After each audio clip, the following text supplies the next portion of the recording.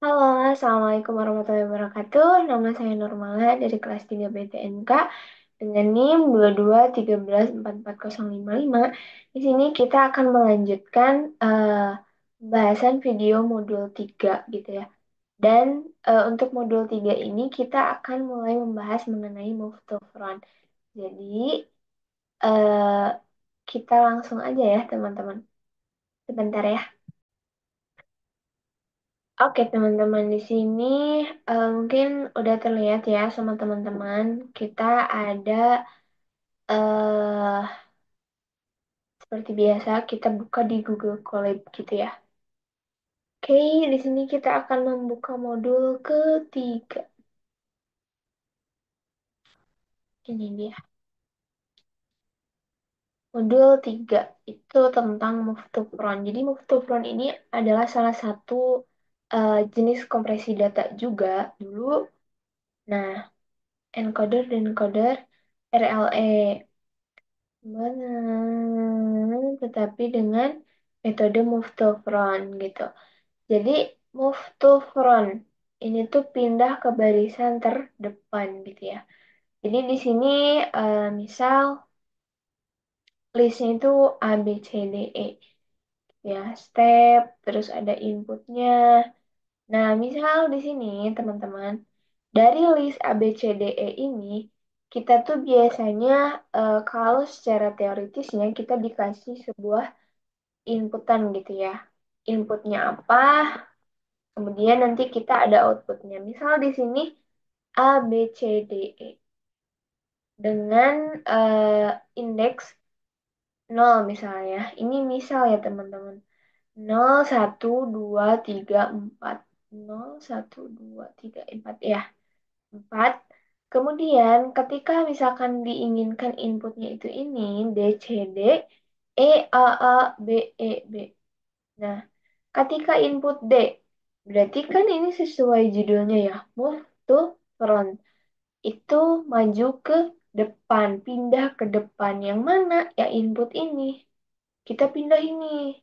Si D yang asal indeksnya ini 3, dia maju ke paling depan.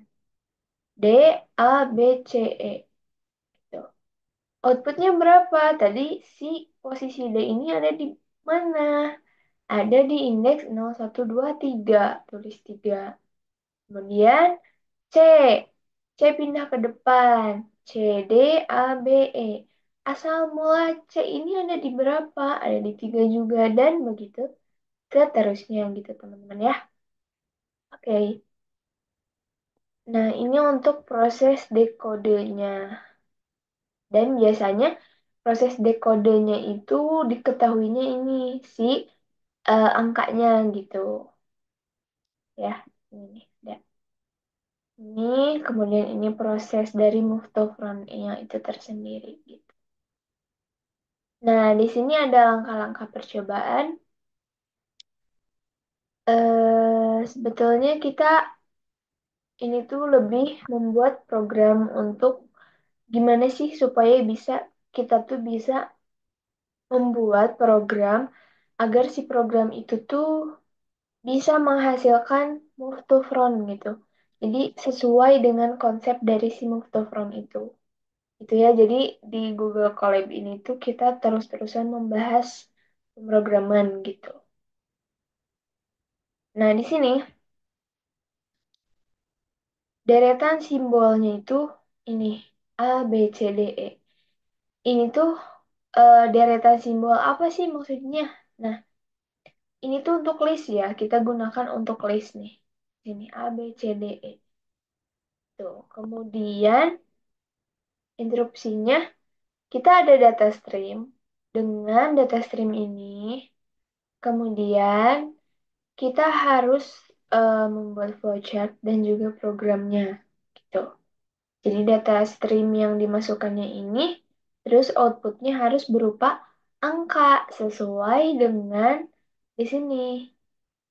Kita inputkan ini dengan list A, B, C, D, E ini, si outputnya tuh harus menghasilkan segini gitu teman-teman ya. Oke, kita langsung bahas aja. Di sini udah ada codingannya sebetulnya. Jadi biar lebih cepat gitu ya teman-teman. Oke, di sini ada DS, di mana DS ini mempresentasikan variabel dari data stream. Data stream ini ya, kita masukin nih si karakter yang ada di data stream ini di sini. Kemudian ada sim atau simbol atau referensi juga gitu. Di sini tuh ada si simbol ini kita inisialisasi dengan variabel ABCDE sesuai dengan karakter simbol yang ada di ini. Ini S untuk simbol ya, teman-teman.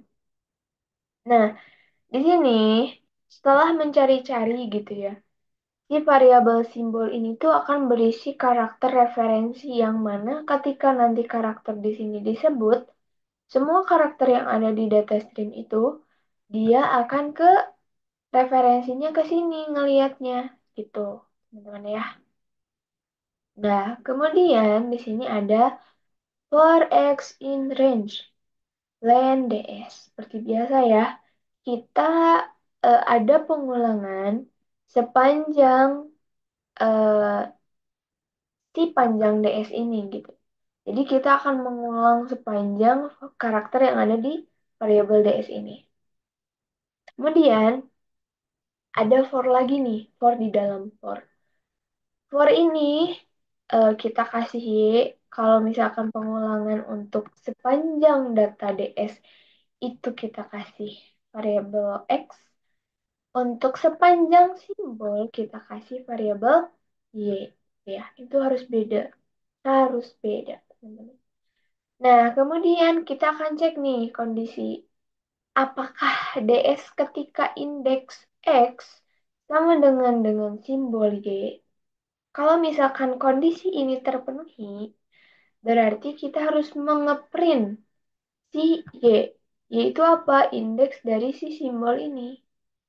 Setiap karakter yang kita masukkan ke variabel, dia pasti memiliki indeks gitu ya teman-teman. Nah, oke, segitu. Terus di sini ada break. Break ini tuh fungsi untuk menghentikan loop gitu. Loop dalam, kemudian ngelanjutin ke loop luar. Ini kan berarti loopnya bersarang gitu ya. Maksud bersarang tuh dia ada loop di dalam loop. Jadi si break di sini dia akan menghentikan si looping yang ini. Terus dia bakal ngelooping ke yang loop luar. Jadi disebutnya yang paling pertama itu loop luar, kemudian yang kedua itu loop dalam gitu teman-teman. Oke, kemudian gimana sih eh, si program ini tuh berjalan gitu ya. Kita di sini curat-coret saja teman-teman. Bentar ya. Ini udah malam ya. Jadi agak sedikit ngantuk. Tapi tugas tetaplah tugas teman-teman. Oke. Di sini kita ada data stream ini kan. D, C, D, A, B, E, B. Kemudian kita ada simbol ini. Dengan di sini dia punya indeks 0, 1, 2, 3, kemudian di sini ada 4. Oke. Nah, loop yang pertama, for yang ini, for X yang ini, itu dia akan memeriksa sepanjang data stream yang ini. Misal, ini loop pertama ya. Dia akan ngecek si kondisi D ini. Kemudian dibandingkan dengan si simbol. Gitu kan. Ketika dia ngecek di sini, si program juga dia itu ada looping untuk mengecek si simbol. Dicek tuh. Sini berarti A, B, C, D, E. Nah, oke. Ketika dia sedang menguji D, di sini ada for lagi kan. dia akan mengecek juga sepanjang ini. Nah, berarti ketika dia di D ini, dia akan mengecek dulu nih si A. Dicek, kemudian kondisi if DSX, berarti apakah D ini sama dengan A?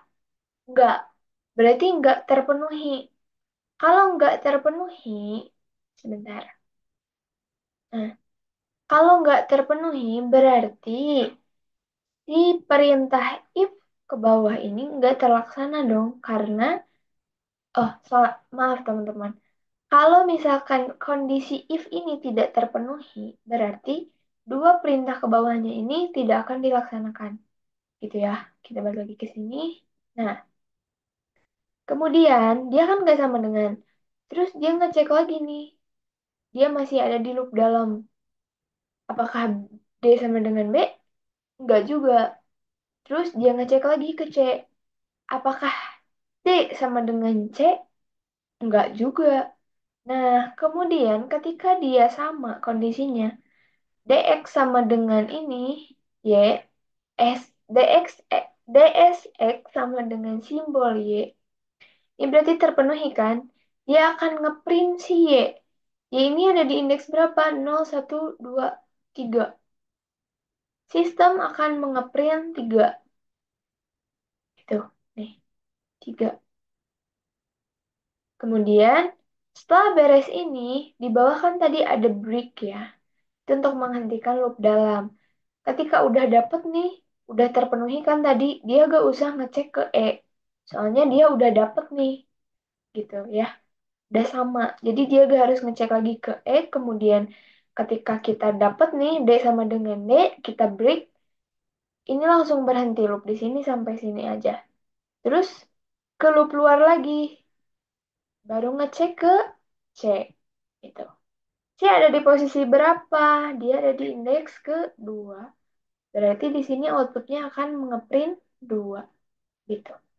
Jadi pada soal pertama ini tuh belum menerapkan dari prinsip move to front itu ya teman-teman.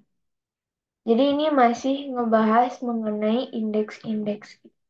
Jadi untuk eh, program pertama itu, dia akan mengeluarkan indeks dari karakter yang ada di sini sesuai dengan referensi di sini.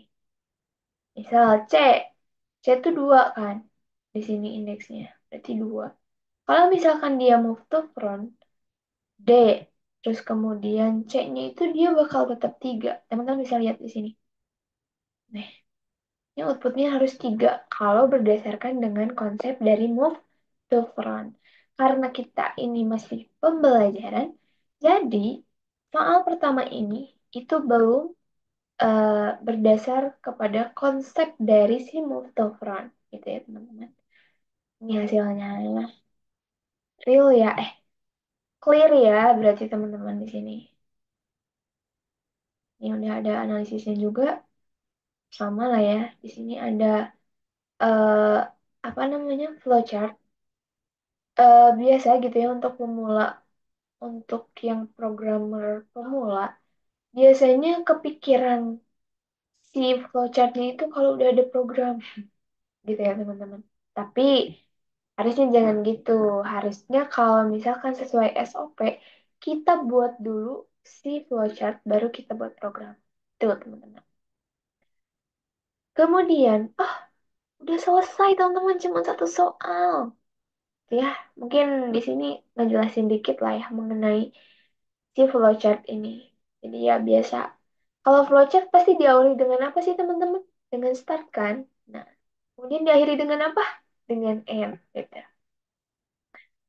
Di sini ada inisialisasi. Tadi ya, data stream juga simbol ini sebagai karakter referensi. Kemudian ada for luar,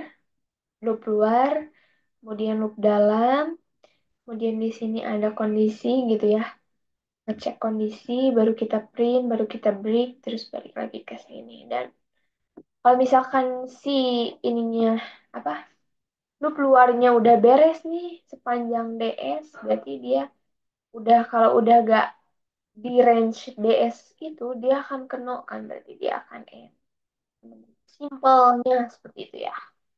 Karena suaranya ini sudah serak kali, udah malam. Jadi simpel kan teman-teman. Jadi ini baru tahap eh, apa ya? Kita mencari si move to front. Jadi pada modul ketiga ini tuh kita belum program yang kita buat itu belum secara sempurna move to front. Jadi ini baru pemulaan saja. Di mana kita itu di sini hanya mencari indeks indeks dari si huruf yang kita masukkan ke DS gitu. Jadi belum ada proses move to front-nya, baru mencari si indeksnya saja. Gitu teman-teman. Oke, cukup sekian ya video kali ini. Kita berjumpa lagi di video berikutnya, yaitu di video 4. Jangan lupa di like dan juga di subscribe. Dan juga kepada dosen yang sedang melihat video ini, mudah-mudahan saya dapat nilai yang bagus. Oke, segitu aja ya teman-teman. Wassalamualaikum warahmatullahi wabarakatuh. Annyeonghaseyo.